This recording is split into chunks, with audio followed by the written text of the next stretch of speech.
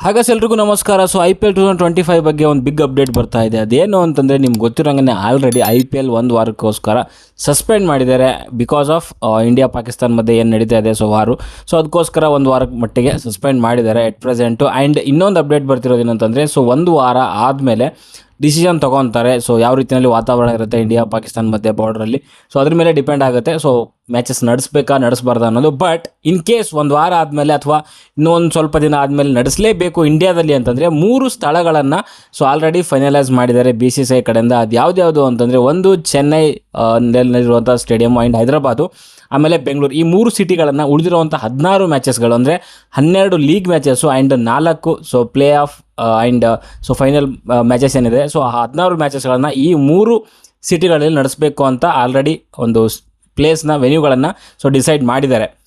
ಅಂದರೆ ಒಂದು ವಾರದ ಮೇಲೆ ಸ್ಟಾರ್ಟ್ ಆಗುತ್ತಾ ಆಗಲ್ವಾ ಅನ್ನೋದು ಇನ್ನೂ ಅಪ್ಡೇಟ್ ಇಲ್ಲ. ಬಟ್ ಆದರೆ ಇನ್ ಕೇಸ್ ನಡೆದ್ರೆ ಒಂದು ವಾರ ಅಥವಾ 10 ದಿನದ ಆದಮೇಲೆ ನಡೆದ್ರೆ ಈ ಒಂದು 3 ಸ್ಥಳಗಳಲ್ಲೇ ನಡೆಯುತ್ತೆ ಹೊರತು ಬೇರೆ ಒಂದು ಸ್ಥಳಗಳಲ್ಲಿ ನಡೆಯೋದು ತುಂಬ ಡೌಟು.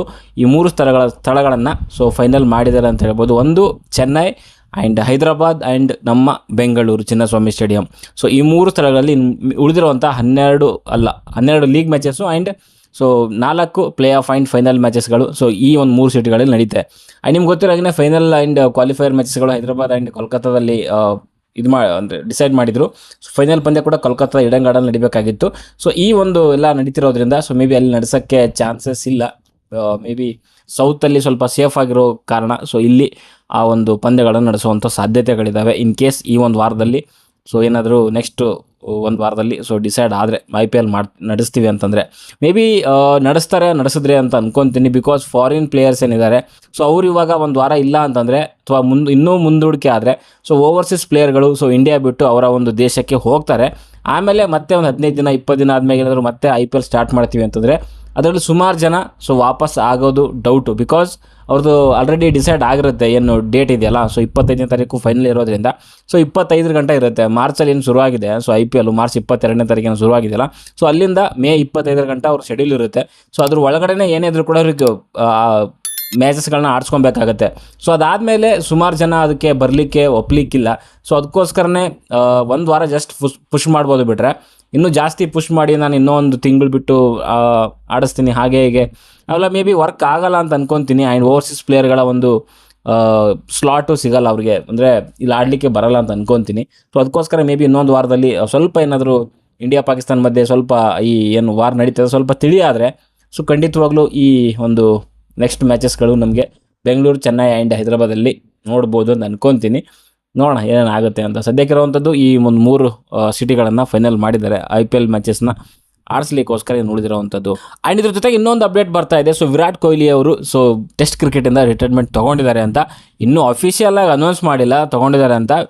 ರೋಹಿತ್ ಶರ್ಮಾ ಅಂತೂ ತೊಗೊಂಡಿದ್ದಾರೆ, ಇಂಟರ್ನ್ಯಾಷನಲ್ ಟೆಸ್ಟ್ ಕ್ರಿಕೆಟ್ ಇದೆ ಅಲ್ಲಿಂದ ಅವರು ರಿಟೈರ್ಮೆಂಟ್ ತೊಗೊಂಡಿದ್ದಾರೆ.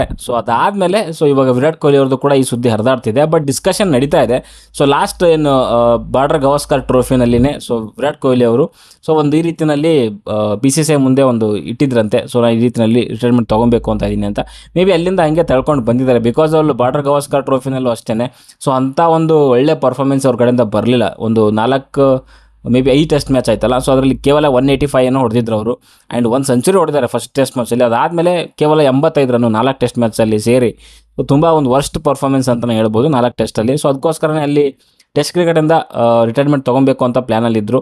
ಅಲ್ಲಿಂದ ಏನು ತೊಗೊಳ್ಳಿಲ್ಲ. ಬಟ್ ಅದಾದಮೇಲೆ ಇವಾಗ ಇನ್ನೇನು ಇಂಗ್ಲೆಂಡ್ ಸೀರೀಸ್ ಬರ್ತಿರೋದ್ರಿಂದ ಒಂದು ಪ್ರಪೋಸಲ್ ಅಂತೂ ಕೊಟ್ಟಿದ್ದಾರೆ ಅವ್ರಿಗೆ, ನಾನು ರಿಟೈರ್ಮೆಂಟ್ ತೊಗೊತೀನಿ ಟೆಸ್ಟ್ ಕ್ರಿಕೆಟಿಂದ ಅಂತ. ಬಟ್ BCCI ಕಡೆಯಿಂದ ಯಾರೋ ಒಬ್ಬ ದೊಡ್ಡ ಕ್ರಿಕೆಟರ್ ಕಡೆಯಿಂದನೇ ಮಾತುಕತೆ ನಡೀತಾ ಇದೆ ಅಂತ, ಅಂದರೆ ರಿಟೈರ್ಮೆಂಟ್ ತೊಗೊಬೇಡಿ ಸದ್ಯಕ್ಕೆ ಅಂತ. ನೋಡೋಣ ವಿರಾಟ್ ಕೊಹ್ಲಿ ಅವ್ರು ಏನು ಡಿಸೈಡ್ ಮಾಡ್ತಾರೆ ಅಂತ. ನನ್ನ ಪ್ರಕಾರ ಇನ್ನೊಂದು ಸ್ವಲ್ಪ ದಿನ ಅವರು ಟೆಸ್ಟ್ ಕ್ರಿಕೆಟ್ ಆಡೋದು ಬೆಟರ್ ಅಂತ ಅನಿಸುತ್ತೆ. ಅದರಲ್ಲಿ ಇವಾಗ ನೋಡ್ತಾ ಇದ್ರೆ ಒಳ್ಳೆ ಫಾರ್ಮಲ್ಲಿದ್ದಾರೆ. ಅವರು ಮೇ ಬಿ ಕಂಟಿನ್ಯೂ ಮಾಡಿದ್ರೆ ಬೆಟರ್ ಆಗುತ್ತೆ ಅಂತ ನನಗನ್ಸುತ್ತಪ್ಪ. ಇನ್ನೊಂದು 3-4 ವರ್ಷ ಆಡ್ಬೋದು ಅವರು. 3-4 ಇಲ್ಲ ಅಂದ್ರೂ ಮಿನಿಮಮ್ 2-3 ಇಯರ್ಸ್ ಅಂತೂ ಆಡ್ಬೋದು. ಅದಾದಮೇಲೆ ಯಂಗ್ಸ್ಟರ್ಗಳಿಗೆ ಒಂದು ಚಾನ್ಸ್ ಕೊಟ್ಟರೆ ಬೆಟರ್ ಅಂತ ಅನಿಸುತ್ತೆ. ಯಾಕಂದರೆ ಫಿಟ್ ಆಗಿದ್ದಾರೆ.